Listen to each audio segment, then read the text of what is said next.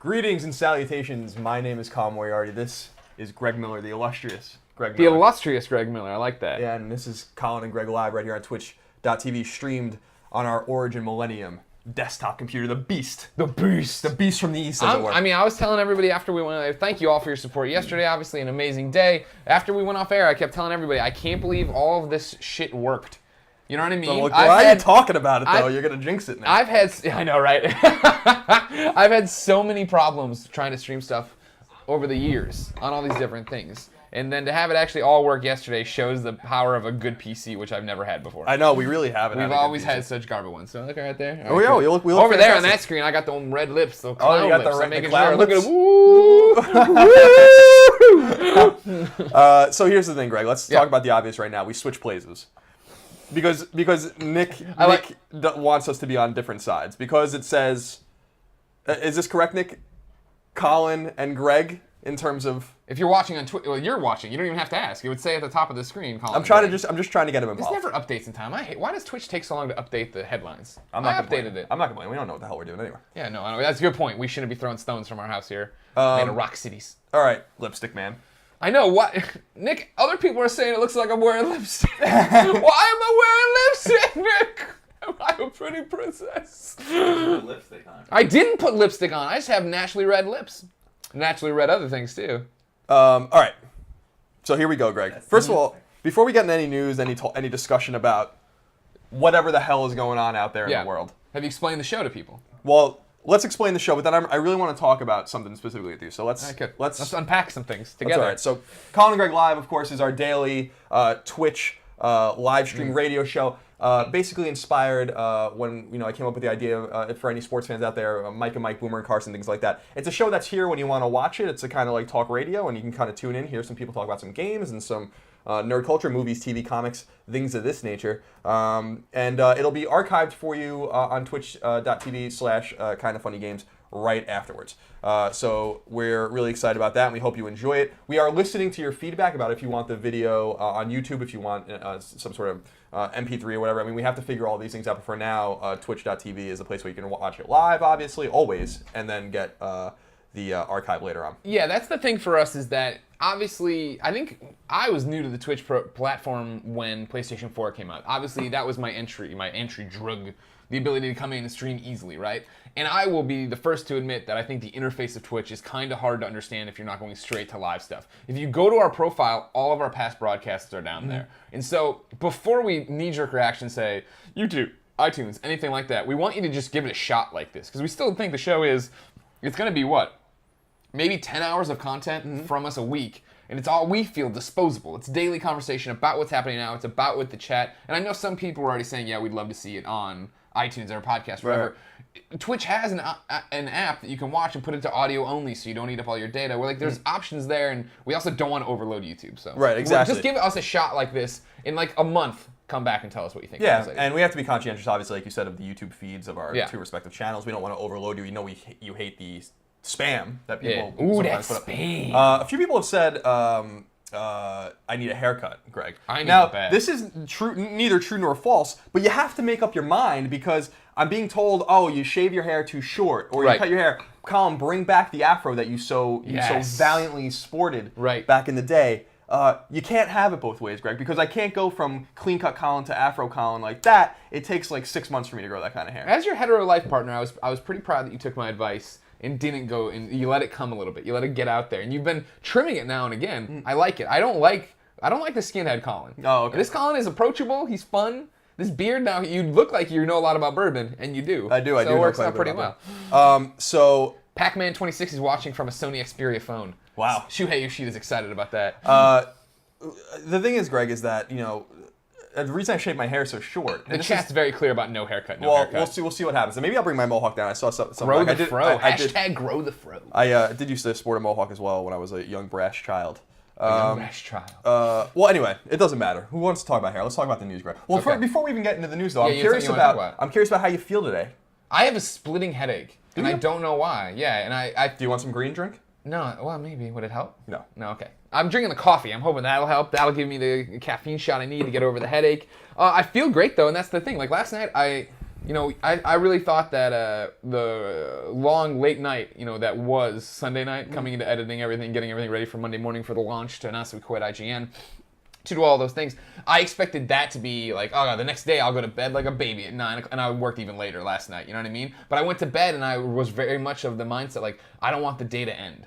You know what I mean? It was such a good day. It was so awesome. Your support here on Twitch, the support on Patreon that has blown us away. Like, you know what I mean? Like, I remember when we launched the Kind of Funny Patreon, I remember being like, you asked me, "How are we gonna do okay?" And I'm like, "Are you like, you think we'll make $5,000?" And I'm like, "We're gonna cruise to $5,000 in the first day." And you're like, "Wow!" And you walked away, and I was like, "I think." And like that was when I was like, "Oh God, I hope we hit 5." And we got to 10. You know what I mean? And then coming into the second one, we all really thought for the Kind of Funny Games thing that, like, number one, money's in short supply for everyone. You know what I mean?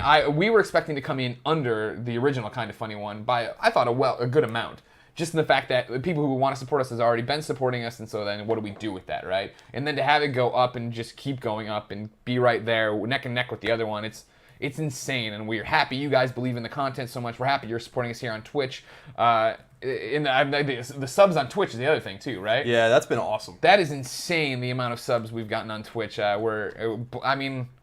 Flabbergasted by all of your support. I hope you know that the more, and I guess not the more you support us, but the level of support you're doing is only ensuring that we aren't going to fuck this up.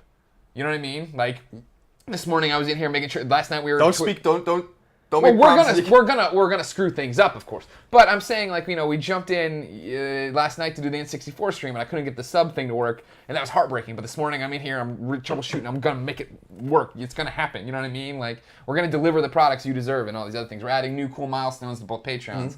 You already see the emoticons going. I need to get ours up in King Day today. And I can work on that while we do the show, I guess. No, that would be great. That would be a great idea. I think that we owe a great we have so much gratitude for all of you guys out there for supporting us and letting us make content directly for you. And we know that there's so much confusion out there and a lot of questions about, wow, you guys took a great risk, or why would you leave to do this? Yeah. It's because this makes us happier. And at the end of the day, it really isn't about the money. It's about what makes us happy and what makes us able to make content together for our most ardent and hardcore fan base that's really been there with us for a long time. And so we're really excited about it, heartened by your support, really blown away by your support. Yesterday was a great day, I think, for all of us, the four of us, and all of you out there. And so we're very appreciative of that, and we really have to think long and hard and focus definitely hard. Really focus on giving you guys the best possible content, because we're gonna deliver. We're gonna deliver for you guys. Now, people are already asking for the content they want, and I think Big Mike the Boss XX nails it. He says Greg should for sure cut Colin's hair. It wouldn't matter how it looked, because they don't have to go be presentable at work anymore. That's true. That could be a new milestone and kind of funny. Well, this is what I was going to say before, Greg. It was about. I mean, we're 10 minutes in, and we're talking about fucking hair still. Yeah, we're really known for our on-topic podcast skills. But the reason, I was very clear that the reason I used to shave my hair, I've always shaved my head, like, very short since I was a young kid, and the reason I used to do that was because I have, I'm half Italian and I'm Sicilian, and I have, like, very Sicilian, very thick hair. Yeah. That it's just a mess. I can't do anything with it. I can't, comb it. I can't, it's just there, right? Yeah. And so you shave it, and you just basically prolong the time in which you have to shave it again. You know what I mean? So it might look good if I shave it and then plus 3 weeks or plus 4 weeks, and I basically just been doing that, but now I have to cut my hair more often. We could do a hair cutting thing at some point, because I do cut my own hair. I've cut my own hair for a very long time. When was the last time you went to a barber? A decade ago, maybe. Wow. Yeah. I tell you this story about my barber? No. I need a haircut. I wanted to get a haircut before we did all the Kevin Smith stuff. I went down to my barbershop, the original Palace barbershop down in Soma. I turn the corner, I walk up to it, everything's gone. And it's just written in red paint in the window. In blood? It looked like blood! We've moved. We'll be open soon. And they had a number, and I called, and they aren't open. And then we lost all reason to go to Soma, except for today when we go to GameSpot. So I don't know when I'm going to get haircuts. Now, someone said in the chat that this WWF No Mercy thing is still showing up. Are you positive that you've... 1,000%. You can see it right here. Ladies and gentlemen, you're new to Twitch. I'm a little bit older to Twitch. I can tell you right now, Alfredo Plays tells me all the time that there's nothing you can do about it. The Twitch broadcast update takes a long time to switch that out, yada, yada, yada. So you got to stick with me. Basically, and this is why Alfredo was telling me to get one of the other programs that does all this for you, because Twitch is a little unreliable in this sense. So we'll update eventually, maybe for new people that are just coming in? Yeah, if you want to F5, if you really want to see. I mean, does it matter? You're here, you're chilling out with us. I understand a lot of you probably only came for No Mercy. We can. I don't have. Oh, damn! I don't have a second N64 controller. We could play No Mercy. You don't have an N64 controller in this place, do you? Not here, no. Actually, I'm sorry to be on my phone. My brother just texted me. Deegan? Dagan. Deegan. Dagan. D-A-G-A-N. Dagan. And he was just congratulating us, and I just said thanks. And I said tune in now. Speaking of N64, he went to our beach house. My family has a beach house in New Jersey, which was devastated by Hurricane Sandy. Yeah. And thankfully, in the attic were all my games. I only think I lost like a few things, but like not much. And he went about a month ago and brought all my stuff back. So he has my NES, my SNES, my N64, my Genesis, my PS1, my PS2. I can do. I have I think 4. So. Yo, Deegan, send them up here. Oh jeez. I don't think he's gonna like that very much. Oh, much. He's gonna like it. He likes me. We met it. Remember at No, I'm sorry, at Boilermaker. Oh, that's right. You did meet my brother. That's he kept saying he was starstruck, and I'm like, I'm starstruck. That's by right. You. That's weird. You're a successful looking Colin. Yeah, he's like actually got like a real successful job. He's an adult. It's rare when we find one of those in our lives. All right, so that's that. So we've caught up on haircuts, green drink, and the status of Kind of Funny and Kind of Funny games right now. Yeah. Honored, heartened. Thank you for that. Don't feel obligated to give us anything if you can't or don't want to. We're going to be here for you anyway. Real quick. Yes. Beast of Foe. Christine Steimer says Wake Portia. No, she is not on here. She is! Christine! Why are you not a sub? Come on! Give me the $5 after everything I've sacrificed! And Porty doesn't wake up. Beast of Foe says we should insert commercial breaks so that people can pee and eat. Are we going long enough where you gotta... I could empty the bladder. I could already go for more coffee, but the main thing is there's a pause button on this thing. Can't you just pause it and then catch up? A pause. I guess you get behind on the live action. I guess that's true. You get behind on live action. Yeah. Well, I mean, why bother? It's. Why bother? What is this? All right. Are we ready to get into the news, Greg? I think so. Hey, Big Tony Styles on too. You know him. Yes. Thank you for being here with us today. We appreciate all of you guys, and we hope you're enjoying the show. And obviously, the show will evolve. As I said yesterday, by the way, this is going to be a balance of games news, movies news, TV news, just a lot of discussion about a lot of what we just consider nerd culture. But we're going to really balance the show based on what you guys want. So please do give us your feedback at Kind of Funny Vids on Twitter. You can always reach out to Greg and I, Game Over Greggy, No Taxation. Of course, you can reach out to Tim and Nick as well. If that is your desire. Now, Greg, where do we want to start? Do we want to start with games, movies, or TV? There's nothing I could find today for comics that was really important. Although I'll start bringing those. Not like just breaking news, but things to talk about. Time for comic news. Trademark of our GM. Where do you want to start? Movies. What do you got in the movie sense? Well, this was I'm kind of interested in talking to you about this because on Game Over Greggy show we've talked a lot about the Marvel and DC and these universes. A Gambit movie is obviously coming out. That is coming out in 2016, I guess, and it's been given a release date. I'm kind of curious, and the release date, by the way, is October 7th, 2016. Did they? I'm behind on the Gambit news. Do we know who is Gambit?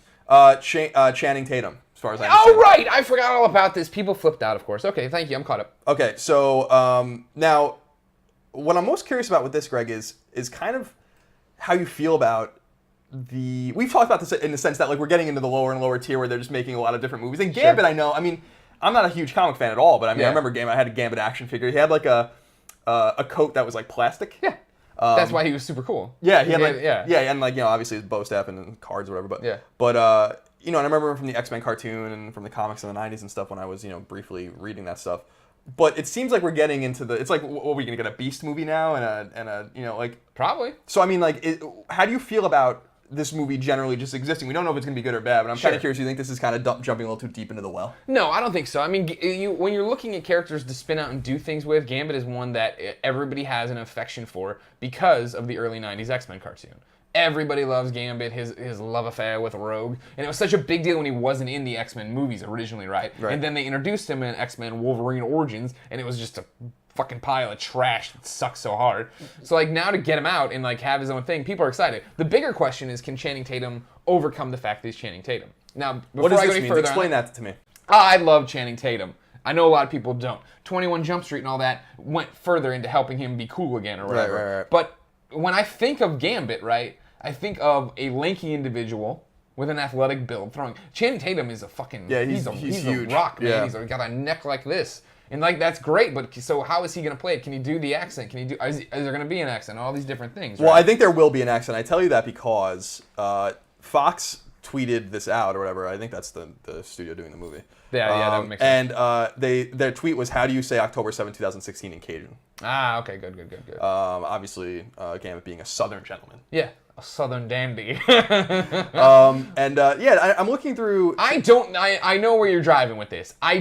He's below the tiers, but it's just one of those things of, he's only there because he wasn't in the other X-Men movie. I don't think anybody was like clamoring for Rogue movies, you know what I mean, before she was in the X-Men movie, right?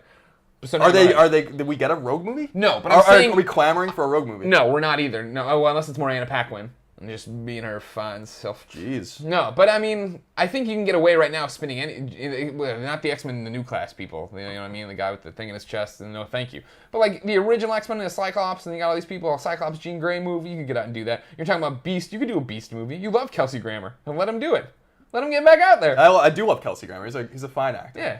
I was talking to my dad, and my dad's like, "Oh, did you see what is that movie? Is it The Expendables?" Yeah. With the action. Yeah, they all come back. And my dad was like, "Oh, Frasier's in the." Yeah, it's so weird. I like it. Someone in the chat mentioned that he is Southern, and he is from Alabama, so maybe he does have, he at least was familiar and grew up around that accent, and not that necessarily Alabama and Louisiana accents are the same. But I'm also looking at his. But when you're just doing a movie and you just got to say something in a Southern drawl, you'll be fine. I'm also looking here, Greg, at just his the movies he's done. Yeah. He's done a lot of movies. He has. G.I. Joe: The Rise of Cobra, which was a travesty, was one of those movies. But he was, 21 Jump Street and then 22 Jump Street are big movies. He was in John, which was just a weird movie. My girlfriend made me watch that movie. It's the one with why can't I think of his name? Wait, Don John? Yeah. The one with Joseph Yeah, Joseph Gordon-Levitt, yeah. He plays, I guess he plays his buddy. Connor Varro is his character. It's a cameo. Oh, I vaguely remember. Anyway, this. I think that it's an interesting thing. God bless him. Good luck. And we'll be interested in seeing that movie. I think we'll talk a lot more about if you look at the list of Marvel movies, there are more canary in the coal mine, why are we getting this movie, than Gambit, is what I'm saying. You know what I mean? When they came out with that giant slate, here's the problem with the Marvel movies thing right now, is that it pains me to say, of course, but I'm a comic book fan, you know this, but I'm a DC fanboy. Back in the 90s, they did the Spider-Man the Clone Saga, and I was like, I'm done with Marvel. Like, that's how hardcore I was. I'm like, I will not read Marvel again. And went to DC. So I have I have mainstream knowledge of Marvel outside of Spider-Man. I read a lot of Spider-Man before I said goodbye. And I watched the animated series, obviously. Spiderman. Joel Spiderman. Lawyer. Our lawyer. Our lawyer at large for Kind of Funny. And so when I did that, I lost a whole bunch of information. And now we are to the point in Marvel movies where, like, at the end of Winter Soldier, spoilers, their after credit scene, right, is Quicksilver and then the Scarlet Witch in the little containment cells or whatever. And that happened. Christine turned to me and she's like, wow, that's crazy that they're there, right? And I go, yeah, who are they? Like, we have gotten so far now out into the weeds that I don't know these characters. And I'm in the comic book world, right? Like, I should know more. I mean, I know the Scarlet Witch when I see her, you know what I mean? And I obviously know Quicksilver when I see him. But in terms of why they're caged or who is it, what, anything like that, or like in like the Collector and stuff in Guardians of the Galaxy, period. And then you start seeing, all right, now we're doing Ant-Man, and now we're doing Black Panther, and now we're doing a whole bunch of other ones that are in there that are just like, I'm like, I don't have an affinity for these characters, and I'm sure a whole bunch of people do, but is the Marvel branding enough to get people to come? Now, that's how I used to talk before Guardians of the Galaxy. Then Guardians of the Galaxy came out. With the raccoon? Yeah. Creature. With the raccoon creature. Guardians of the Galaxy comes out and blows the doors off everything. And it's like, all right, I guess right now it is enough just to have your Marvel logo on there. It is for now. I still think, and a lot of people got mad at me on Twitter when this was announced, I think it was when Marvel announced their slate going all the way to 2020, I guess it was, about these various films that are interlocking with each other and intertwined with each other, that the bottom certainly has to come out eventually. Yeah. Families don't have enough money to bring their kids to see all these movies over and over again. Even adult nerds like us aren't going to want to see all this stuff. I'm interested to see how the dust settles in 5 years, because just like anything, too much is too much. Funky Fresh Lowell says Quicksilver and Scarlet Witch are certainly not in the weeds. I'm saying for somebody who grew up with my edification of Marvel, they are. And I'm sorry to break that to you. Granted, I knew Quicksilver, but I knew him as knockoff Flash from the DC crossover. Oh, there's this Quicksilver guy running around. And Scarlet Witch I know only really on the cursory way from reading a little bit of like Civil War and stuff like that, and how she gets introduced in those main things. If you were to come up to me right now, I don't even know what Scarlet Witch's real attachment to everybody is, right? Like, she's in the Avengers. If I was looking for Scarlet Witch, she'd be in an Avengers comic, right? Like, that's where she'd show up and do her shit, and She'd be like, wow, wow. Like, what are her powers? I mean, you know, you're asking. Her powers are pink and red? I don't know. I mean, I'm super ignorant about that. But let me tell you all about the cameos in Arrow. I have 2 questions. Where is the Omega Red movie? Yeah. We got to get one of those. And what was that guy with the armor? Silver Samurai? Oh, yeah. I just had that action figure. But he popped up. He popped up in the Wolverine movie. Oh, did he? Yeah, he was out there with the animanium crap. She's Magneto's daughter. Yeah, so she's X-Men. See what I mean? I don't know what the fuck's happening. It is not lipstick, everybody. Nick, I look like I'm wearing lipstick. All right. More movie news. More movie news? Or are we jumping around? I thought you'd stay. You go. go. We can do more you movie do news. Your thing. Let's go to our old site IGN, who had an interesting story today about Star Wars, and specifically Revenge of the Sith, which is episode 3. Rise. Lord Vader. Rise. So, in my opinion, and I know a lot of people don't share this opinion, I think episode 3 is the weakest of the prequels, but I know a lot of people. I know a lot of people love that movie more than the episode 1, episode 2. They're all bad. But at IGN, this is what it says basically. StarWars.com has revealed that Star Wars Episode 3: Revenge of the Sith will make its 3-day debut during the Star Wars in Anaheim, California later this year. Revenge of the Sith, originally released in 2005, was the installment that brought the Star Wars saga full circle. The site says that Lucasfilm carefully converted the film so fans will be able to relive the movie's epic moments in 3D glory while retaining, quote, the look of the original movie. Oh, good. Okay. Which I think was the, end quote. Which I think is the green screen? Yeah, which is just one giant screen that they did animations on. Star Wars Celebration runs from April 16th to 19th. Phantom Menace 3D will also be there. Star Wars Rebels Season 2's first episode, Attack of the Clones, will also premiere in 3D. So basically, Phantom Menace, Attack of the Clones, and Revenge of the Sith will all be in 3D at this thing. All right. It's a nice primer for Episode 7, I guess. I don't know why we want to relive and go back to the prequels. And Padme. Man. Is it only at Celebration? Apparently. Well, there you go. Then that's why. I mean, like, because if you're a Star Wars fan, you want to see more Star Wars. That makes sense. Yeah, I don't. It's something new and another way to get some money from you. It's unclear, but anyway, yeah. So, how do you feel about all that? I mean, I'm kind of interested in the false admiration that the prequels are getting in the time leading up to 7, unless, of course, they're waiting to kind of put 4, 5, and 6 a little closer to, give it a new treatment, re-release. I don't know why you wouldn't re-release those in theaters, like kind of like they did in 97. With the original? I think it was 97 or 98 with special editions, yeah. Even though you want to get rid of all that stuff, like Jabba and A New Hope, for instance. Even though he was originally in The New Hope, of course. Yeah.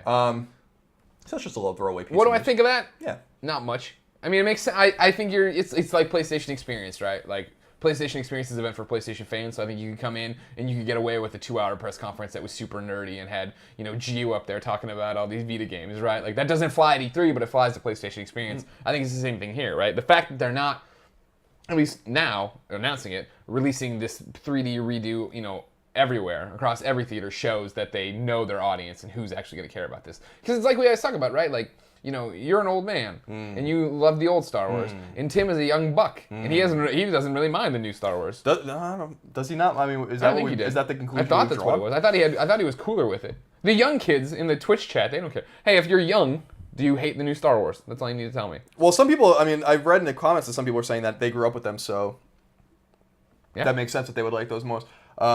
Oyster Prime, I think was his name, said Salacious Crumb is the best Star Wars character, and he's definitely up there. And that's the one that had the slaves. He had Anakin and his mom. No. That's Watto. This is the one who leads the band in the cantina. No, that's no. I was gonna say Max Rebo, but that's the guy in the Jabba's palace. What are the guys' names? Yeah, see, here you go. Kumail loved the first 3 movies. The prequels are okay. 21 New Star Wars sucks. Oh no. Figrin Dan, I think, is the guy. Is that also the guy in Jabba's palace? I can't remember anymore. Who cares? I know you love that IG-88. I do love IG-88. Okay, let's move on to gaming news, Greg. Finally. This is, I think, the biggest. Keep looking right at the light. That's stupid. This is pretty substantial news. PlayStation 4 has officially sold 18.5 million units. That's a lot. That's incredible. I mean, that's in about a little over a year. Yeah. The sales are through the holiday season. The crazy thing is that from the beginning of the shopping season, so we would say maybe mid to late November through December, 4.1 million consoles were sold. Okay. And so there's another statistic we'll talk about in a minute, but this is substantial. I mean, this is in PS2 and Wii territory still. Yeah. So people saying that consoles were going to die, and so obviously they were wrong. We've talked about that many times. Obviously they're stronger than ever, and people love them, and they're more dynamic. You can watch, you can Twitch stream your stuff and play downloadable games, play retail games and movies. Blah, blah, blah. It's a great entertainment. It's a great entertainment device. But what I'm most curious about is the sustained sales. Like, who are they selling these consoles to? And with Uncharted 4, basically the only major AAA exclusive still announced for the console. I mean, the orders coming out and stuff like that. What do you make of these sales? I mean, who do you think are buying these, and what do you think the attach rate is? It's always the same way, right? And the fact that, and this is for who's buying them, right? Now you have the people who are going to friends' houses and seeing everything a PlayStation 4 can do, or just what theoretically any next-gen system can do, but since PlayStation 4 is like, this is what's happening. You go there, you want to watch Netflix, you pop it on, you want to play a game, you pop out, oh my god, this does all these cool things, yeah, it doesn't work if the hackers DDoS it, but don't worry about that. And you know what I mean? Like, that's what I always talked about with why I love console launches so much, is because it's for nerds like us and you probably at home, where we're tip of the sword, right? We go out, we get these things, and then we go home and we disperse that information to people, right? That's how the Wii took off. Is that I remember, it came out Sunday after the Friday launch of the PlayStation 3, and I was covering for the Columbia Daily Tribune. Shout out to the Columbia Daily Tribune. And I went to cover the midnight launch of the PlayStation 3 or whatever. I talked to people waiting in line, and then I walked over the next day and got my Wii pre-order I got. I'd waited in line for a couple months before. Got it, walked home, and it was at the time, the PS3 launch was so hot, and that's what everybody wanted. And everybody in that line was buying them to sell them. Whereas the Wii was gamers who were super excited about a new way to play games. Then I came home, and it was totally a Trojan horse, right? I brought it home, I wanted to play Zelda, and then I was like, this bowling's fun. And then Mom came over for Thanksgiving, right? Right. And then she was like, I want this. And I was like, whoa, you want a video game console? You've never wanted a video game console, let alone one that I have and that's current and contemporary. And so then that's when it all took off. It's like people came home, nerds like us came home with them, and then normal family members saw them like, this is easy, this is fun, I'd love to do this. Absolutely. I think that has a great deal to do with it. I think the marketing and the messaging was spot on too. And I guess continues to be, even with like blunderous things like Drive Club, things are still trucking on now. But it's like that for that, you have to be so into the industry to know that, right? Like you have to know that there's that kind of problem. Because you figure for a normal person who's just buying this for entertainment here and there, they're buying it and they're probably thinking Assassin's Creed or what, all these different things. They're not thinking about, oh my god, I got to do this, I got to do that. They want this one thing. I want to put these sales figures into context for people, because I think that some context. I think this is significant. The PS4 came out in November 2013, so it's been on the market for 13 and a half months or so. Let's say 14 months, just to be even. PlayStation 4 is only 3 million units behind GameCube in terms of lifetime sales, which was manufactured and on sale for 5.5, 6 years.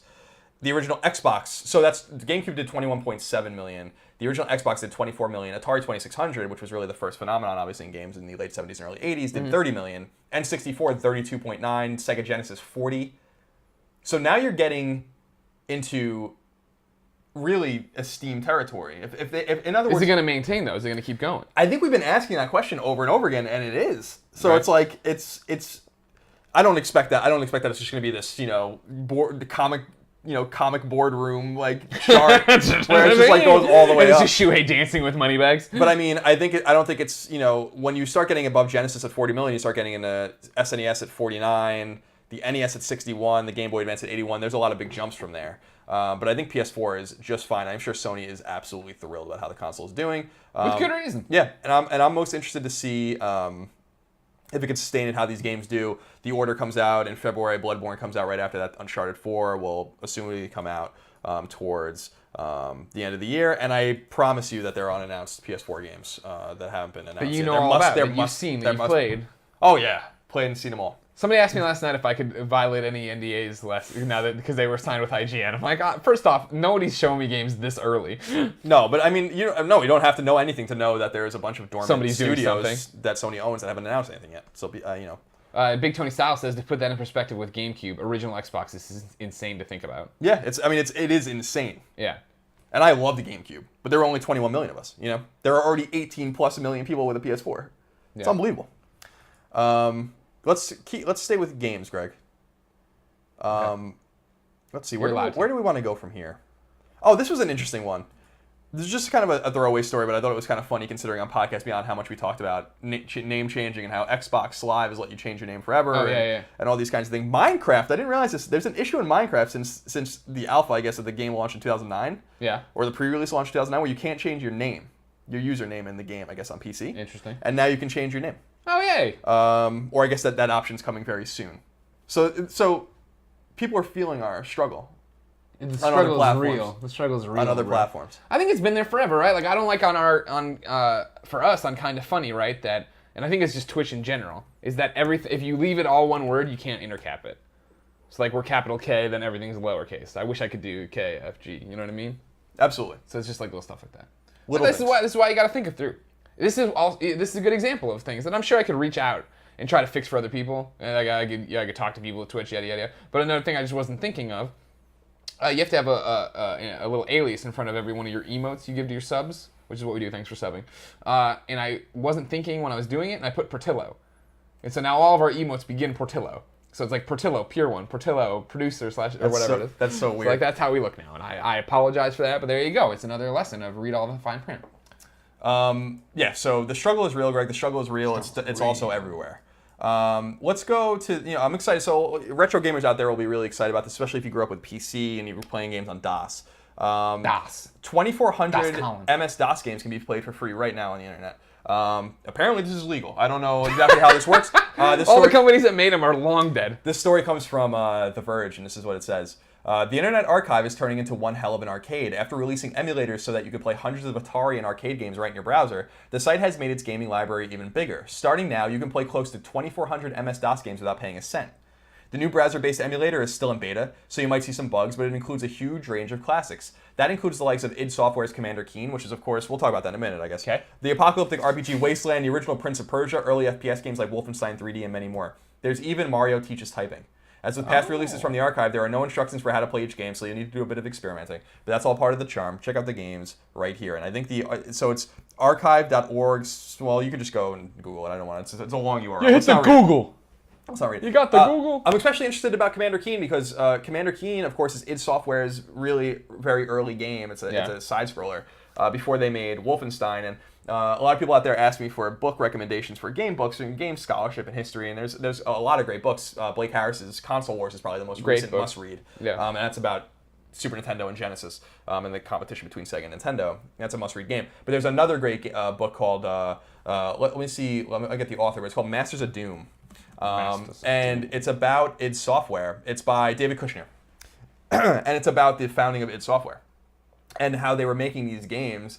And it just reminded me that that's such a great book and really one of the must-reads out there. So if you're interested in reading about video game history and really want some inside stories about really one of the most influential developers of all time, which is id, with Wolfenstein, arguably the first first-person shooter, which is insane when you think about it. Yeah. That's a must-read book. Luke B4TT says, just bought a PlayStation 4 and Vita to complement my Xbox One. We're talking about who's still buying these. I still haven't bought any AAA games. So far, I'm relying on my instant game collection and Transistor. I'm actually a little sad that I haven't turned it on more so far. Can't wait for Uncharted later this year. Yeah, me too. I hope that Uncharted makes it. I still predict it won't. We'll see. Is that up yet for the Gamecast? Our predictions? No, I don't think so. Remember, we do the Gamecast over at youtube.com/kindoffunnygames. Check it out there. I'm super stoked about Uncharted, but I want them to take their time, so if they need it, take the time. Yeah. Okay. I'm pretty excited about those 2,400 DOS games. We should stream some of those at some point. I don't know. It's one of those you're naming them on. I don't even know how many I've ever played. I wonder how many I've played. I don't know. You've not played Wolfenstein? No, I played Wolfenstein. The original one, like Wolfenstein 3D? Yeah. I played it on the... Commander Keen? No, not the Tester. What's the other one I did? The Gauntlet. I was on the Gauntlet. Lost. Couldn't kill Hitler fast enough. I suck. Let's jump to TV now, Greg. Finally! There's only one TV news item that I really want to talk to, and it's a PlayStation Vue is coming in 2015. We've known about PlayStation Vue, the basically Sony streaming service that will launch natively on PS4 and PS3, and then other Sony devices and non-Sony devices. Yeah. So presumably maybe like Netflix or Amazon Prime. This story comes by way of Polygon, which actually comes by way, it looks like, of IGN, and this is what it says. The roundabout way to get to the news on the internet. PlayStation Vue, Sony streaming television service for PlayStation 3 and PlayStation 4, is slated to launch during the first quarter of 2015. Company president and CEO Kaz announced. And this was at Sony's CES press conference. Right, that was last night. In Vegas right now. The streaming service was previously only made available to users with an invite-only beta preview, which I think happened late last year. PlayStation Vue will launch with a package of, quote, around 75 channels per market, said Sony last year. That includes local broadcast networks as well as cable channels from media companies such as Fox, NBC Universal, and Viacom. On-demand content will also be a part of the service, with the previous 3 days of popular programming, in quotes, available at all times, plus the ability for viewers to save episodes of their favorite shows to the cloud and retain access for up to 28 days. That's 4 weeks, Greg. Oh, thank you. According to the company, PlayStation Vue will deliver a more modern TV watching experience than legacy cable providers. Users will easily be able to search for the programming they want and explore features, explore in quote, features which will let viewers filter live programming and on-demand offerings, blah, blah, blah, blah. I'm stoked. You and I want to get out of the cable game. Yeah, I mean, this is an interesting next step, I think, towards... I mean, we're doing it here with our own show and our own YouTube channel and our own Twitch streams or whatever. People are unplugging from conventional cable because they want more a la carte options. And they want HBO Go, and they want Netflix, and they want Amazon, and they want Kind of Funny. Nah. And so I think this is a logical next step. I think Sony might be onto something here. The problem is that I think there's maybe a saturation because you're having all these different subscriptions going on. A lot of people want to cut the cord from cable because they feel like it's useless because they only watch 5% of what's on there. Like we only really watch sports on our cable box. But at the same time, when you want to save money, you want to save $100, $150 a month, but then you look at your cable, you look at your credit card statement, and you realize you're subscribed to 10 different things, and you're paying $150 a month anyway. So, so I'm interested to see how that all goes. What's your take? I'm ready. Like, and the problem is when you start adding it up, right? Is the fact that I will gladly cut the cord on cable. I want to be able to watch the Bears games. I want to be able to watch Mizzou football. So then you have to get an ESPN package for Mizzou for sure. Get ESPN 3, right? Then I want AMC for The Walking Dead and Mad Men. And this is just now. Let's just talk about it right now, right? HBO for Game of Thrones, and then a whole bunch of great content they do. Their documentaries are amazing, right? So right there I have 3 channels that I'm into. And so how much would it cost to get each one of those? $20, you know, a pass or whatever? Maybe $9.99. That's $30. It's not... That's cheaper than what our cable portion of our cable bill is, right? Because it's really the internet that they get you for, because they know you can't live without it. But is it enough to then... What about when Christine wants to watch Total Divas? What about when you and I want to watch Seinfeld while we make dinner? Is that enough to break away? If there's something like this, does that fill it in? But does that then bump it up too far, right? Does that bump it up to $40, $50? That's the threshold question. The other thing, of course, is like, I thought about, well, then maybe I'll just quit out. I won't do any of the packages, and I'll just buy everything on like on iTunes, right? But then it's like $3-4 an episode for HD content on Amazon too, right? And so then you start bouncing it around. Where if it's like if I'm going by shows, right? I guess I forgot the CW. I gotta get Arrow. I gotta get Flash. You gotta get the CW. I can try to get that over the airwaves with the box, and so it's like, well, at what point do I have to weigh not only the cost of like, okay, I'm saving $20 on the cable bill every month, but just the ease of use that you can turn on the... You always talk about, you like the cable being there just knowing it's there. It's comforting, right? It's the same thing here, right? I mean, the DVR is amazing. That's the big thing. Once they step up and they make DVR, and I know some boxes do it, so blah, blah, blah. DVR on demand through my iPad and everything else, right? I'm set. Right now, you try to do it with Xfinity through Comcast, and it's like, well, only this or what's on demand, not what's on your DVR. But eventually it'll all be sunk up. I think that's the big thing, what you said, though, is the comfort of knowing it's there. I was talking to Ramon, my friend Ramon, about the idea of just being satisfied that you know it's there. That you might not watch cable ever, or like very rarely, but that if you're bored, you might be okay. You know, just like watching it and knowing it's there and tuning in and out or whatever. But it's becoming expensive. I think we need a radical shakeup of what's going on with cable, and you know, basically the fact that we have to get all these channels that no one wants, that no one watches, to get the channels that we do want to watch. Right. Eventually, it's like what I was saying with. I guess the digital market on games, I guess, is a really good way to look at it, right? You buy Bloodborne on PS4 in a disc, it's $60. You buy Bloodborne on PSN, it's $60. Yeah, that's no the good. Minute Sony figures out, and they know that, we can charge $50 and cut the middleman and make more money for ourselves, but they're going to injure their partners, their retail partners. The minute someone has the courage in cable to be like, we don't want to do this anymore, we're going to shake it up and break the structure up, then we'll get the a la carte options we want. But it's a matter of HBO's first move, right? They were talking about that they're going to start doing that now. So I don't know, man. It's a thing. It's a whole rigmarole. It's a whole rigmarole. Now, Greg, let's talk about one more thing. Hold on. Sometimes we can't keep the comments up with what's happening, right? Yeah. R. Seeley 1188 says, cancel your cable, download Showbox, movie box on jailbroken iOS. It will change your life. I don't want to jailbreak stuff. No, I want everything on the up and up. I want it to be easy, and I want it to be affordable, and I want to do it stuff. Bipolar Rick says, why is Greg on his phone so much? I texted Nick and Tim to bring me a water. I'm very thirsty. Remember yesterday? I was like, I know I need to bring a second water in. Immediately forgot. Yeah, sorry, we're getting texts. We're getting, we're on, we're trying to keep up. It's a live show here too. People are giving us the information. Yeah, exactly. Yeah. We're trying to keep up. This is an interesting thing. So a lot of people, Greg, have been talking today. We'll stay in the realm of gaming, I guess, from here on out. Thank you, sir. Thank you, Tim. Yes. Thanks, Tim. That's Tim, everybody. There he is. Wait, am I on the? I don't know. You can't even see anything? No, it's this thing. My computer's no longer responding to commands. I think that's something. I'm not going to screw around with everything. You know what I mean? The screen looks good though. Okay, good. The screen looks great. great. That's all that No, matters. I know the screen looks. The screen looks great. Screen. That's all that matters. Yeah. We have 4,000 best friends. Damn right. We have a lot more than that. Some of them have jobs. They're busy. Oh yeah. All right, so a lot of people have been talking today. I think it's been going around about a senior software engineer being hired. This was at Xbox, and this was something that NeoGaf kind of dug up and people have been reporting on. So I just want to read through the job listing because I think that there's some interesting things in here, although people will obviously be able to make their own interpretation of it. And I really like the way Microsoft talks about itself here and Xbox. We're a laid-back environment focused on making the best technology possible and user experience. Senior software developer and development engineer. Changing the world with technology takes a special kind of person in just the right environment, Greg. At Microsoft, Xbox and Xbox Live forever changed living room entertainment by connecting people and each other and the entertainment they love. Then we turned around and created Connect, which redefines how people interact with the entertainment in new ways every day. And we're just beginning. A new team has formed in Microsoft's Xbox division with a specific purpose: to push the envelope of today's and tomorrow's technology as we explore new ideas from the ground floor. It begins with veterans from our Xbox 360, Xbox Live, and Connect. But we're growing as quickly as our imaginations can be translated into code. Joining this team comes with risks. Most of what we work on is top secret. You may not know what the new project is until you've accepted an offer.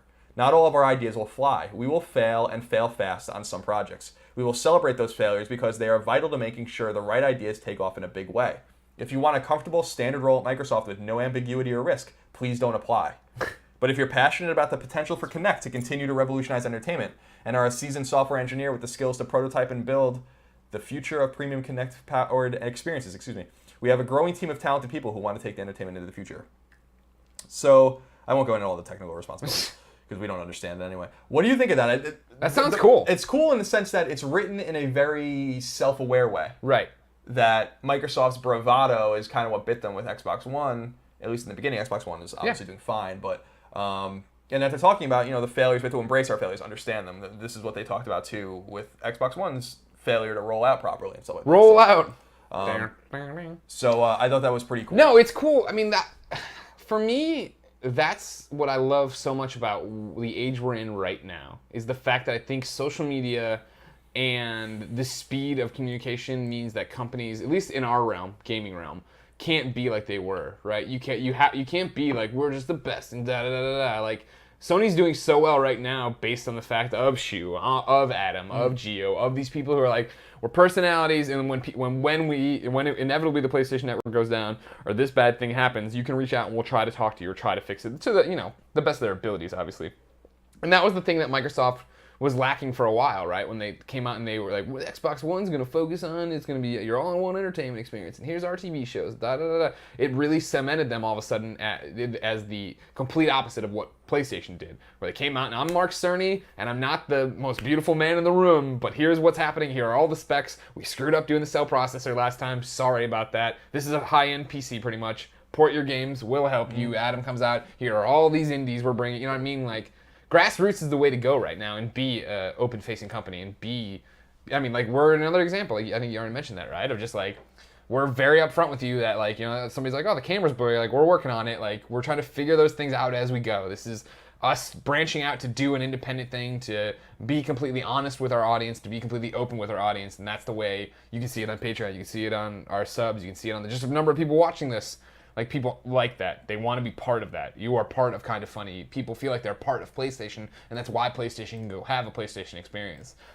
I wonder, outside of Ryan McCaffrey, JK, do people feel like they're part of Xbox? You know what I mean? Like, right. You and I got in on PlayStation and knew everything about PlayStation, just like Ryan McCaffrey got into Xbox, right? Like that was our beat, and we knew it, and we covered it really well, and so on and so forth, and extrapolate out from there.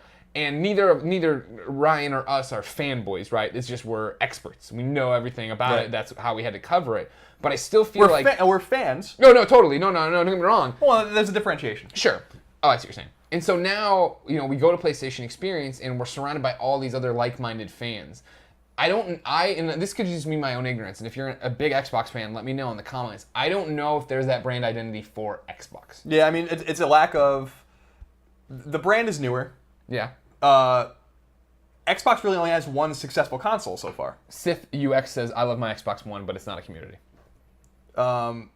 Yeah, and I agree. I mean, I agree in a sense. I mean, I think there's multiple things, right? I think Xbox is a younger community. Yeah. Not literally in age in terms of the people that use it, but literally in age in terms of its competition and the mystique that it's built around its IP and stuff like that. That said, Microsoft revolutionized online gameplay on consoles to an absurd degree. I mean, Xbox Live is way above and beyond what we play with on PSN or especially on Nintendo's consoles. And it's been that way forever. Right, exactly. And they just don't have a huge group of first-party studios that make a lot of games for them, and so there's less IP to identify with, I think. But I think the IP that people do identify with on Xbox, Halo and Gears of War specifically, are bigger than anything on PlayStation. So it's that's a good point. But that's always the thing is, I feel like they could do a Gears of War event, and that would be huge. The Halo event, but an Xbox event, I don't feel like it's the same way. And I think it's also part of it is in the fact that Xbox is always very much Microsoft, whereas PlayStation and Sony, and granted this works to their folly a lot, but they're not. You don't see the crossover as much, right? You always see with Xbox like Windows 8 or this, that, or the other. Or we're gonna merge into this phone or do that. You know what I mean? And like, granted, Sony's tried and failed to do that with the PSP phone and different things like that. But you still feel like it reminds me a lot of like CBSI, GameSpot, and Giant Bomb, right? At any point, Giant Bomb is the cool indie label. You know what I mean? They're the imprint label. They can go do their own thing, and you don't think, oh man, CBSI is doing really cool stuff. PlayStation does something cool, and you're like, oh man, PlayStation doing something cool, not Sony. You could easily see PlayStation spinning off and being its own company. Yeah, I don't think that's beyond the realm of possibility. To be honest. Well, that's the whole thing you always talk about with the fact of like PlayStation is what makes money. Yeah, Sony needs them. But that wasn't always the case. Let's remember when PS3 launched, they were hemorrhaging money. Musica says Lunchbox One. I don't know why I've never heard that before. That's great. Greg, by the way, some people in the comments couldn't help but notice talking about the loud gulps. Yeah, we do need to do a video. Those are honest to God gulps. That's how I swallow.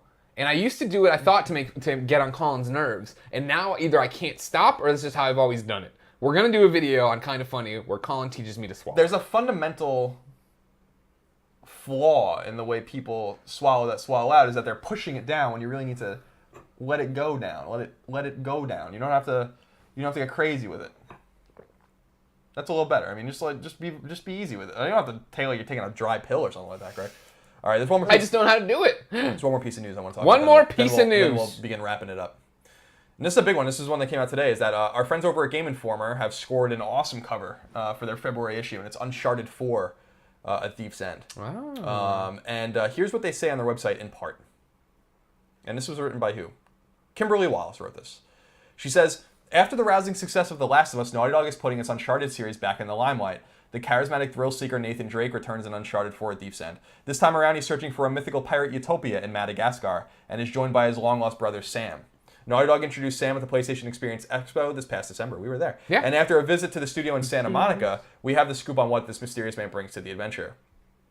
Uncharted 4: A Thief's End takes place 3 years after the events of Uncharted 3, Drake's deception. Damn, really? He looks old. And Drake's life has changed significantly. Our cover story reveals what Nathan has been up to, what conflicts he's facing, and why he got back into treasure hunting life. We also saw an extended version of the PlayStation Experience demo, showcasing more gameplay and an extra scene between Drake and Sam that teases more of what's at stake.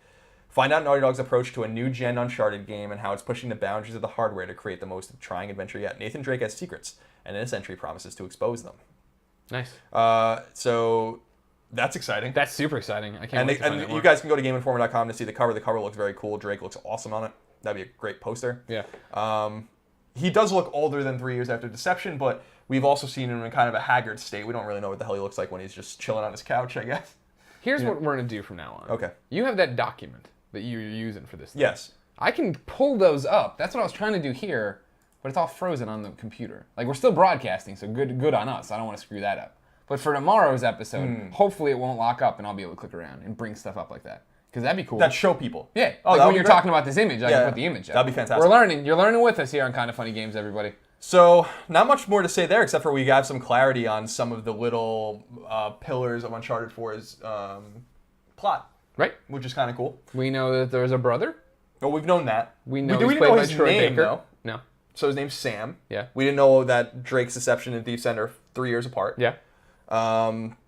We didn't know that they were searching for a pirate utopia in Madagascar. That makes sense. Yeah. So there's a few little tidbits here that I think are very tantalizing. How long does this take place after the Madagascar animated movies from DreamWorks? It's a prequel. Oh, wow. Okay, yeah. This is where we put the Chris Rock zebra in Madagascar. Time is a loop, Greg. It's a flat circle. So that was fine. I mean, that's basically all I have for news today. Okay. And what do we want to do now, Greg? What say you? I don't care. The chat's been popping off. Okay, let's go to the listeners. Blitz647 says it better not be like Uncharted 3. Go fuck yourself, Oh, Blitz647. damn. Uncharted 3 is awesome. Jeez. Oh, he knows I'm kidding. If you're watching this show and don't expect me to curse at you, I would have loved. I don't know what you think this show's all about. I mean, Uncharted 3 gets such a bad rap. Yeah, it really does. I tell you what. Uncharted 2, great. Too much like Uncharted 1. Uncharted 3 switched it up. I hope this one's switching it up. Obviously it is. If we're rolling with this brother, for at least part of it. Because again, there's that whole theory that Mitch Dyer introduced me to, that the brother is narrating the old thing and he's bad and he's mean and then that's going to get bad. What's the theory about some involvement in Golden Abyss? Oh, the theory on Old Golden Abyss is, remember, you had that guy you double-crossed. Or that double-crossed you and you left him behind. And that he could be the one saying, oh, it's been 10 years, blah, blah, blah. But remember, the problem is that Todd Stashwick, who was in the project, who did the narration on that trailer, has since said that he was playing Nathan Drake's brother, which is now being played by Troy Baker, who is what we saw in the demo. So you assume that at some point in that demo, he's going to double cross over and become a bad guy. Or at least yell at his brother in a really... I mean, he's monologuing. He's monologuing like the Joker monologues to Batman. That doesn't sound like me just getting mad at you and then be like, well, let's go back on this treasure hunt in Madagascar. Agreed. Trouble is afoot. Agreed. For the Drake clan. Yeah, I think, and I've said this before, and we'll reiterate it again.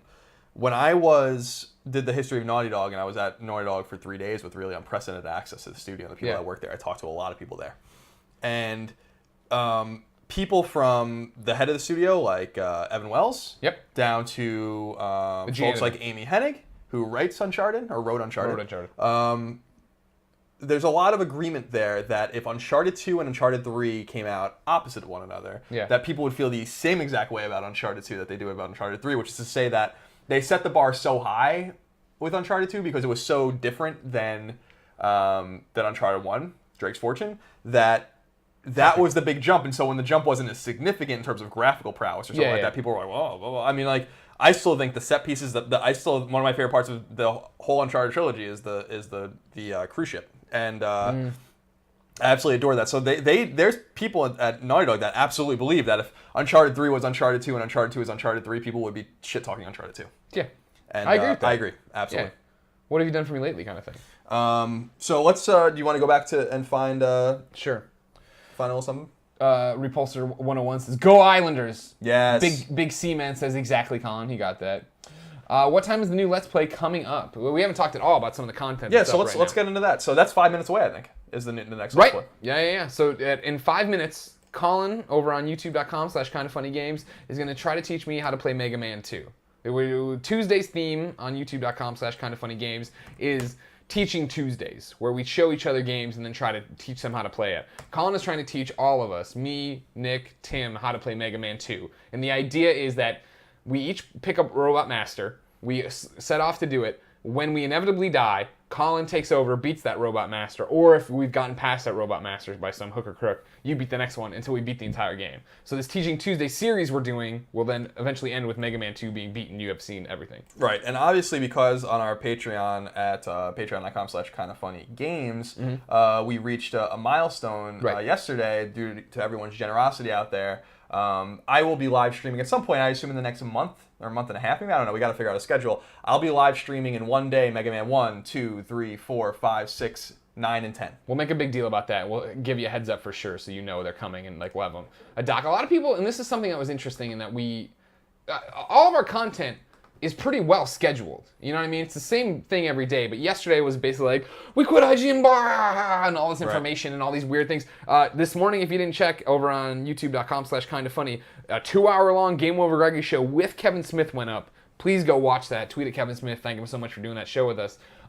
We need to put out not a calendar, as people are saying, but basically I'm going to talk that to... can hurt. Why can't the calendar hurt, though? Because where do you put that in one place? What I want to do is, and this is what a lot of people do already, but we didn't do it this time, and I think just because we're getting our branding down. I want to talk to Nick about doing the YouTube banners to be the schedule time-wise every day of what you're getting. Because it's simple, right? Like, on Kind of Funny, it would be midnight, Game Over Greggy show. What's the other thing we do? On Kind of Funny. On Kind of Funny. Oh, like a conversation with Colin. Conversation with Colin's coming back. Yeah, but those Follow the Leader's coming back. So those are harder to do. That's harder to do. Because that's like all over the place. Unless we just pick a day where all that stuff goes. Then unboxings go up on that channel too. There's an unboxing going up today. Maybe already went up of us unboxing these laptops. We'll figure it out. I mean, we want to make sure you know where to go for content. Yeah, we want to make sure. We know that this is like again a shotgun spread shot, a grape shot of information, and we're going to narrow it down and make it easier for you to understand it all. We figured that this was the best way, and we believe that this is the best way to position everything because we want to make sure you're getting what you want. You want the games content, you get it here. You want the everything else content, you get it there. You want both. Etc. and so on. By the way, Axiom Verge just let me know in the breaking news from Axiom Verge. Let me know in the chat that they sent us a new build of the game. Damn! Can we stream it? And Tom Happa, I received that package, and we will absolutely be streaming it. And Axiom Verge, as you guys know, is one of my most anticipated games. It is Metroid on Vita and PS4. Is it? Do we need a PS4 for it? Or we can use a PS4 debug or a PC. Hey, we got one of those. So very exciting about that. So. Package received. Do you want to do it now? Axiom Verge. I think it's embargoed, so we'll do it. Damn it! So. I spit on my computer. Oh, that's not good. So. It's okay. Greg. Yeah. Do we want to keep going to the users, or what do we want to do? What's your flavor? You're the host of the show, bro. You got something else to talk about. There's a lot of people popping off here in the chat still. People yelling about Uncharted, Sling TV. People want us to use. Greg, what's that picture behind you? I keep trying to catch a glimpse at it. Are you talking about? We'll just show them all. It doesn't matter. Well, I think is he talking about Shuhei? Or is it behind you? So well, if he said behind me. Oh, yeah, so no, it would be, oh, okay. This is fan art of Clementine. You remember her from The Walking Dead? So up there, she'll remember that. It says Nick Miner. Everybody can Google Nick Miner, find him, he did it. I don't remember if I bought it or if somebody sent it to me. I think somebody sent it to me. Oh, wait. Axiom Verge, stream whatever you like. God damn! All right, we'll see what we can do. Maybe today or tomorrow we'll do something, I'm sure. I mean, what do we gotta do here? Before the third boss, you could. Oh, there's no embargo. I just saw embargo information underlined. I see. Okay, cool. Okay. How about this? Forward that to me. Okay. I will go over there and see if I can get the computer to come back from its dead stick. Okay. And then, because if we can get it back, because I can screen capture it and we could just go. Well, but you're gonna be so far off too, I guess. Yeah, we'll figure it out. We'll do it in the next We want it to look good. We'll do it. Tomorrow we can do some Axiom Verge. Sure. Or afternoon. Remember, what's great. happening here is we're shutting down the show eventually. Then we're going to GameSpot to be on the lobby. We're going to do a live show at the lobby. Danny O'Dwyer, talk about video games, talk about Kind of Funny, talk about leaving IGN. You can go to twitch.tv/GameSpot to see it, or you can come to twitch.tv/KindofFunnyGames. We're going to host GameSpot stream so people can be chatting away in here. I believe Tim is going to bring his computer. He'll be chatting with you guys too as we go through and do all this stuff. So anyways, Clementine here. Then this is Batgirl, the new Babs Tarr design, signed by Babs Tarr for when she was on Up at Noon. And then over here, this is Big Boss. The boss. You remember Boss? There he is. Don't put the picture in front of the camera. You're gonna make it. Nick's gonna freak out. Okay. So I think, Greg, it's time to bid everyone adieu. Well, we're gonna do sub chat. Let's do that for. Yeah. So I'm curious, and we'll figure this out on the fly. Do we want to roll out? Are we making an assumption otherwise that when we do the sub chat that everyone stays? No, I mean clearly you can see people leave. So then we should roll out everything we need to say and then go to sub chat and then end extremely abruptly. Sure. I'm gonna tell you, this will be one of the worst sign-offs ever because that computer is frozen. It's still streaming, so I'm basically have to go over there, click around, probably Control-Alt-Delete it to shut it down, I imagine. We'll figure it out. I think it's the program stuck. But before we do that, we're going to switch to sub chat. It's what we do. We do 10 to 15 minutes with people where we sub chat. We also, though, remember, are making a prize box where we pull out the swag we have, we put it in, and then we give it away to the people. So, what do we already have? On Friday, subs. What do we already have in the box? That's what we have. Right now in the box is the Hulkamania edition. Okay. Nick earlier asked me if he needed to throw this, if we needed the chamois anymore. I said no. He put it right back in the prize box. We're giving away an Origin t-shirt. This is what's been added to the prize box yesterday. Now, on Friday, we will go through our Twitch subs, randomly pick a name. Somebody asked in the chat earlier, is it UK, US? It's whatever. We'll figure it out. Whatever's covered. We're going to pick a name with no thought about where in the world you are. Where in the world is... You don't want to finish that for me? Carmen Sandiego. Thank you. Oh, and because we've been talking about so much DC stuff, we're going to add the original Flash TV show, the complete series. On VHS? No, it's DVD. Oh. All right, not Blu-ray? Yeah, it's DVD. Cool. Remember this show? There's Mark Hamill. Remember him? I didn't know Mark Hamill did anything. Hell yeah. In the what year was this? 1990? Yeah. Simpsons ran him out of business, man. Interesting. Really? Is that the story? Yeah. Who knows overall, but The Simpsons was just such a juggernaut. They put him up against it. Interesting. Failed. Cool. So there it is. It's in the prize box. We'll keep adding things in the prize box throughout the week. Friday, we'll pick somebody, send it to them. They'll have a great time. So now you get to pimp all your stuff like you're talking about. Cool. All right. So you have my permission. Thank you, sir. Thank you, sir. Okay, so here's everything you need to know out there, my friends. You can find everything we're doing at kindafunny.com. If you want to support our Patreon, we appreciate that. We have two of them, one for the games, one for everything else. You can go to patreon.com/kindafunny for the Game Over Greggy show and all that kind of stuff, comic, movie, TV conversations, etc. and so on. If you want to support our gaming coverage, you can go to patreon.com/kindafunnygames.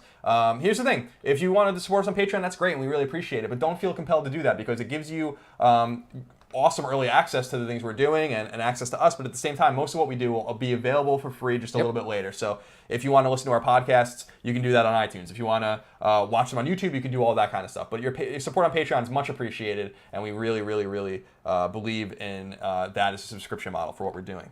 If you want to follow us on YouTube, we have two channels there too, youtube.com/kindafunny and youtube.com/kindafunnygames. Again, the same differentiation. You can find merch at districtlines.com/kindafunny, and you can follow us here on twitch.tv/kindafunnygames for all of our live streams, and we're going to do some Let's Plays here or whatever, some live. We stream every day. We do this show at 11, and then at 2 o'clock we come back. Today's 2 o'clock will be the GameSpot show, though, because we'll be over there hanging out doing stuff. Exactly. So things are going to change a little bit, on a daily basis depending on what we're doing, but the consistent thing is that Greg and I will be here every weekday at 11 a.m. Pacific time for at least 1 hour, usually more than that, maybe much more depending on what's happening. Imagine what's going to be like an E3 or something like that, Gamescom.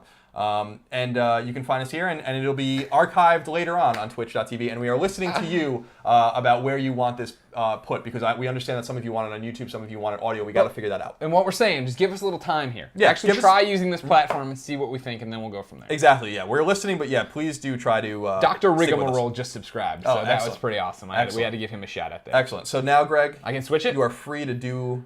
Ladies and gentlemen, we're moving to sub-only chat. One of the benefits of being a sub of Kinda Funny Games, thank you so much. You're all welcome to hang out and watch, but now, officially, only them subs can talk. I gotta remember to turn it off. Sometimes I forget to turn it off. So here we go. This one's for you. Okay. Yamigara says, "Hey Greg, Colin, can I add you to my PSN friend list so I can play games with you when you have streams with subs?" Yeah, when we have streams with subs, we're going to have to purge our friends list. So that's a great point. So that's definitely an option. Here's the difficult thing. Is that even with the 2,000 friend threshold on PS4 and Vita, we would delete people, and then if you just left it alone a little while, you just kind of organically get friend requests, and we appreciate that. You can find Greg on there at Game Over Greg. You can find me at Moriarty-IGN. But it's hard to kind of add people unless you're doing it on the fly, and we kind of have to plan it out. So we'll get to that for sure. Yeah, when we get to the point where we're doing sub streams, we're going to definitely have to crack a better way. Alfredo has a whole bunch of good guys he uses to build out parties for him and then do that. We'll probably go that direction too. There was thoughts of, what if we made a Kinda Funny PSN ID, right? But then Colin and I are such trophy whores, we don't want to do that and not get credit for what we're doing. So we'll figure it out. We will figure out a way to make everybody be able to play with us. We'll pick games where it's big, you can get into, private passwords. Somebody has brought it up to me, the fact that I'm stupid and didn't think about this. Now that we have an awesome PC, I can play Minecraft on PC, which means I can make a server that I can just let go and people can come join and play stuff on. That's pretty exciting. Absolutely. Let's see what we got here. Greg, is your Twitch stream still going to be a thing, or are you just going to stream on this channel now? We talked about this yesterday, but obviously we have some new people here. Yeah, the ideal, we're going to keep, I'm going to stream on this channel. I want to make sure, Kind of Funny Games is our business, Kind of Funny is our thing. We want to grow. I'm going to leave my Game Over Greg channel open, but last night I did a stream, a whole bunch of Game Over Greggy subscribers came, because that was my biggest fear, is that subs would feel like I was screwing them over by going off and doing this. They all understood what I was doing, what we're all about. They're fine, not mad. So I think then, yeah, right now I'm just going to move over, stream here. There will be times, I'm sure, where we're playing games together or Colin has a pre-established stream and I want to go do something and we'll kick it up again. But I think for all of us, the easiest place to find us is going to be here on Kind of Funny Games. Absolutely. Yeah. Let's see what we got here. Some people talking a lot of shit about the Islanders. Canucks game tonight. That's okay. We'll see what happens. Dr. Rigmarole asks, what are the specs of those laptops? I think this will be read poorly in the unboxing videos that we did. They might be live soon. Yeah, hold on. I'll check it out right now for you. But yeah, if you go to our YouTube page, Kind of Funny, youtube.com/kindoffunny, eventually today, if not already, you'll see the unboxing video for the thing with the stuff. Yeah, it's not live yet. TS Starkey 0810 asks, Colin, can you say what your hot pepper gaming review is? No, but it's a very Colin game, and I think you guys will understand when you see it on Thursday. I can't wait for people to see that video. Let's see. Is it Thursday? Is that when it's going up? Yes, I forgot. Thursday. It is Thursday. I'm a bit brain dead. It's been a week. Glassjaw with good name. 5-5 really good name. as... my assumption is that he's naming himself Glassjaw after the Long Island hardcore band. Okay. 1 o'clock, the unboxing goes live on youtube.com/kindoffunny of these laptops. You get all the specs and stats there. Of course, you can just go to originpc.com too. I missed Glassjaw was basically asking, scrolling too fast now. Glassjaw was basically asking, are we going to go see the Giant Bomb guys since they're at Gamescom? I'm sure we'll go see them when we're there. I'm going to poop on Jeff Gersman's desk. I don't have to poop. Let's see. What's this? A sleeping monkey. I like how it's all filled with fucking hockey talk now. Will you guys ever? I know, what a shame. Will you guys ever have streams with Christine and Colin's girlfriend? My girlfriend doesn't play games. Part of the reason, there's many reasons why I love my girlfriend. One of the reasons is that we are completely different people. Yeah. She doesn't care about video games, and that's balances me, I feel like, a little bit. Yeah. So she wouldn't do that kind of stuff anyway. I mean, Greg would have to speak for Christine. Yeah, I mean, it's all options are on the table. One of the reasons I love Christine is because she plays video games. So we'd like to do that. I think it just comes down to time and everything else. I couldn't imagine dating, and Cheryl's great. Don't get me wrong. I love Cheryl, but dating somebody who didn't like games. You know what I mean? Just in the fact that our life revolves around them to such a degree now, right? Oh, I love it. This stuff. I've never ever dated someone that liked video games. Now you say that, but Cheryl was pretty good at Super Blocker or whatever. Super Stacker. Yeah, she finds a game every once in a while that she likes, but she doesn't care. She doesn't know anything about them. I need people that are different. I need to date people that are very different than me. I don't want to date myself. Trip Monkey wants to know if we'll have guests on occasionally. That's 100% true. Yes, we are going to do that for sure. We're going to Skype in developers. We're going to have people in the house with us. Troy Baker's coming through next week. We're excited about that. What show we're putting him on, I'm not 100% sure, but I imagine for at least a second here, he'll pop up and look beautiful. Let's see. This thing's moving too fast. I had some great things. Did you put it in slow mode or no? Oh, no. Someone was asking about Mega Man 7 and 8 and why I'm not playing those. 7 and 8 are kind of like the bastard childs of the Mega Man classic series. It's not to say they're bad games, especially 7's a fun game. Sprites are really big in it, though. But I don't want to play those games, to be honest. We could do that, but again, we also... is 7 even available on Virtual Console? It must be. I mean, we'll figure it out. Maybe we'll throw those in for shits and giggles. The Last Pez says, what will live shows be like now? All Game Over Greggy shows, or are you going to do some live shows more in the vein of Podcast Beyond live shows? I think it'll be case-by-case basis on what we do and when we do it and how we do it. We now have multiple shows, right? Like, there needs to be a Colin and Greg show every day. So if we're at an event and we can get a panel to do the live show live, that's awesome, and we'll do that for sure. Absolutely. If we're going to a Rooster Teeth event, I think that is maybe more akin to the Game Over Greggy show. Get a bunch of funny people together, do something goofy as a topic thing. Right. And then if we're going to PlayStation Experience, I think a Gamescast would fit best. But who knows? They're all kind of the same thing. We're all just sitting around talking. And I'm sure if we go to any kind of gaming event and we did a Game Over Greggy show, we're going to talk about games. Absolutely. Doughboy Rifa, I'm sorry if I'm saying your name wrong. He said, Colin, what order do you take on the bosses in the original Mega Man? The only way that you really should, which is Bomb Man, Guts Man, Cut Man, Elect Man, Iceman, Fireman. There's your information on that. Cheese661 asked Colin, Yankees or Mets. I'm a Yankees guy, although from Long Island I should be a Mets fan. Yeah. The thing about that, of course, is that my parents grew up close to the city and they were Yankee fans. Vicious Fool says, any DC Universe online streams in the future? Vicious Fool. That's a tough question for me. I love DC Universe Online. I am so far behind now on the armor treadmill that I really don't feel like I can get in there and catch up, especially because I feel like I can still catch up in Destiny and be a player in Destiny, and I enjoy that game, and that game's great for streaming. I don't know what I'm going to do about DC Universe Online. I tell you, the stream that I need to do and will do, because now we have all the technology, is I never played the Arkham Origins Mr. Freeze DLC. I am going to play that for sure. Just Freeze. Take two of these. I'm calling you in the morning. Let's see. Ani, you want to get a few more? Yeah, sure. You figure go to 12:20. Give me 9 more minutes. 12:20. Okay. That's 15 minutes. That was a good promise for these kids. I'm Bill McNeil. Asked Colin, quick yes or no, did Abraham Lincoln abuse his presidential powers during the Civil War? Yes. What did he do? Oh, there's a lot of. He was very totalitarian during the Civil War. Although some people would. He had to be. Yeah, exactly. Some people would argue that it was necessary. You got the redcoats coming up on your ass. You got to do something. Dr. Rigmarole asks, hey, Greg, are you doing the H1Z1 thing next week? I don't know what that means. Is it the beta? Oh, no, H1Z1 comes out next week. Oh, okay. Yeah. Oh, I'm doing H1Z1 next week, brother. Don't you fucking worry about it. Got that boss PC down there. I'm going to be all up in that H1Z1. Now, here's the thing about the H1Z1 is that I played it at PAX, didn't dig it. I love the idea of it. You know, another open world MMO, zombies and stuff. Well, it sounds great. Didn't dig it there, and I hope it's just because I was dropped in and the game wasn't finished. Now to get dropped into the finished game and have a little bit of narrative and whatever, get me going, I'm hoping for different outcomes. We'll see, though. Okay. I can also do this. Purple-headed hot dog. What a great name. He asks, are you guys going to get early access to any games? Yes. Our relationships with these publishers and developers that we've fostered over the years, come with us. And I think that you'll see plenty of early game coverage. You saw it all live happen with Axiom Verge. Yeah. So we'll be getting I'll get that installed and we can do that tomorrow or tonight. So don't worry. That said, we're not going to be doing like the typical preview review coverage. Right. We've talked about that before, but we'll get back into that again. Master Crouton asks, are you guys going to do a show with Jim Sterling? We will absolutely do a show with Jim Sterling. I'm a big fan of Jim's, and he's a friend of mine. And what I love about Jim so much is that we are polar opposite. This is another thing we were talking about, is that I get along with people that I'm not like very well. And Jim and I are very different from each other, but we have a great relationship. We've been trying to get something together for a very long time. We are going to do it now that we are both independent. So yes, the answer is yes. Paul4W says, I listened back to the PSN Lives Beyond podcast, which is arguably the most famous Beyond that we ever recorded. Hey, Kelly, you sound sweet. The other night, and it still cracks me up. What? We need a few more drunken shows, please. I'm sure we'll do a drunk show on here one day, although it'll be 11 a.m., so it'll be kind of tough. Well, I think our stream in general.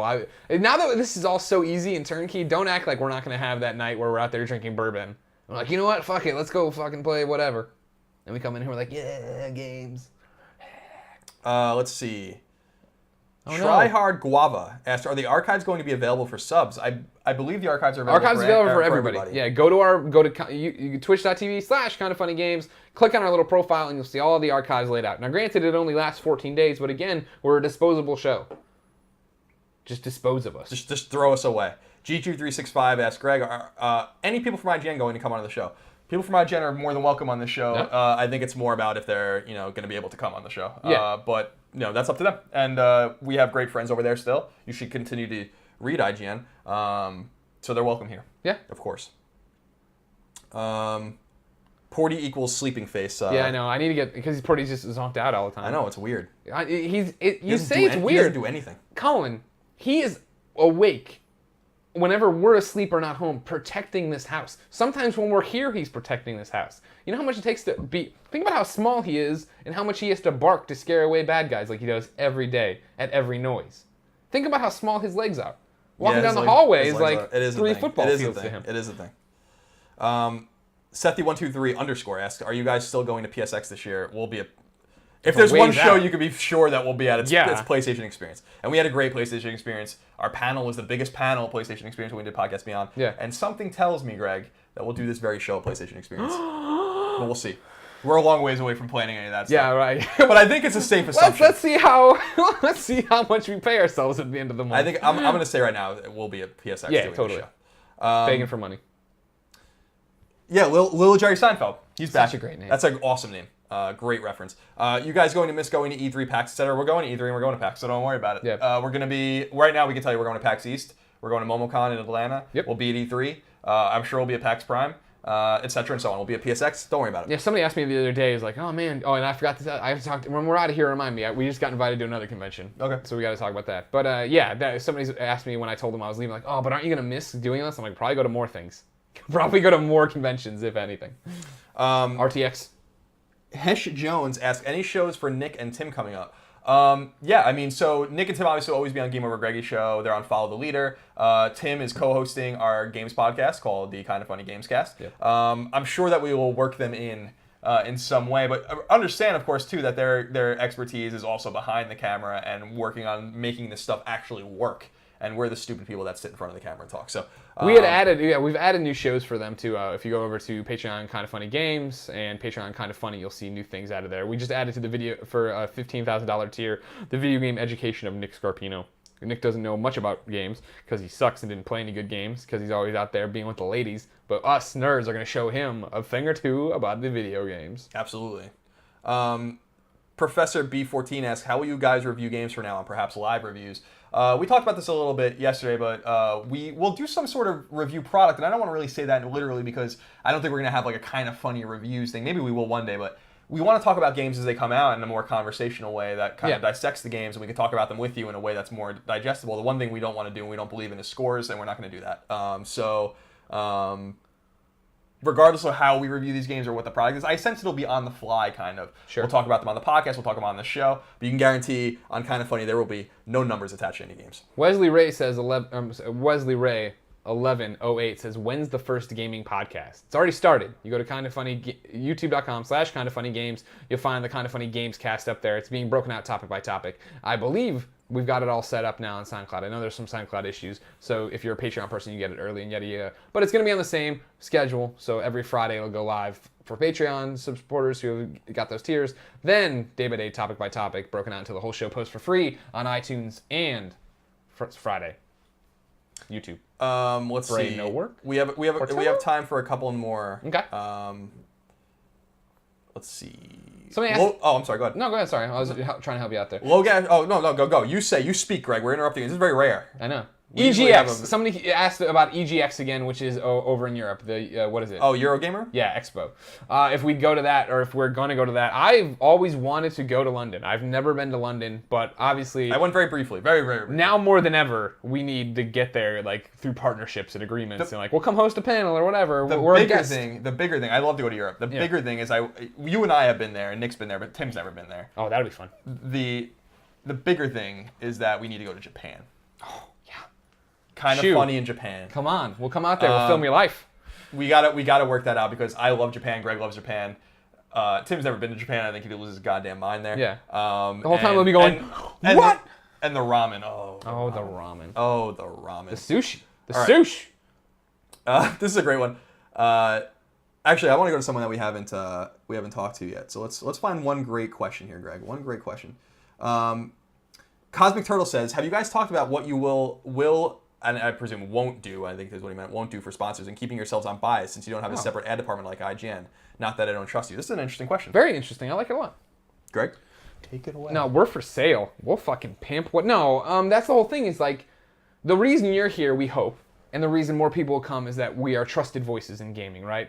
What we're going to do, since we're not reviewing products, we're not putting scores on things, we're not trying to hold ourselves to that journalistic, ethical standard that I was raised on, that I have a degree in, that we did at IGN, and to an extent, we're going to be honest with you, right? Like, there's a reason on Patreon the $3,000 tier is get a month of shoutouts. That's for you at home if you wanted your Twitter shouted out every time. That's for a company to say, hey, we're putting out Game X and we want to be in. So it's just like, you'd see it live there, you'd hear us talk about it, and then we're going to always say, all right, we did it already with the Game Over Greggy show for a long time, right? Like, hey, this segment is sponsored by House of Robots. It's the show over on YouTube. You should go watch it. And then we talk about our own thing, right? The way ethics and things get twisted and why they matter and how they need to be exhibited is you need to know what's happening behind the curtain. There is no curtain here. We're going to tell you what's happening. You're never going to see us pop up in I'm going to be wearing a Batman Beyond shirt and Batman Beyond sponsored me, and me not say something about it, and I wouldn't sell my shirt probably. That's a weird example, right? But like, the Origin thing, right? Like they are listed in our things, right? Because they helped us out. They gave us a great deal to get a new business off the ground. That's why they're there. They're amazing to work with. They've been super these computers are legit good, and that's the other thing too. Is I think that when we're using a product or playing like a laptop like this, I don't think that we would, sell you a false good of bill of sales in terms of well, they're using this shitty thing or whatever. Like we need to be cognizant of those things, and we will be cognizant of those. The other example is the lynda.com thing we did on Game Over Greggy, right? That we have a lynda.com/kindafunny, and you go there and if you register for it, then we make money off of it that way, and it's a sponsorship agreement, right? When I introduced it on the Game Over Greggy show, I admitted I knew nothing about it, and then Nick Scarpino, who was instrumental in us getting it, is like, I use it all the time and love it because.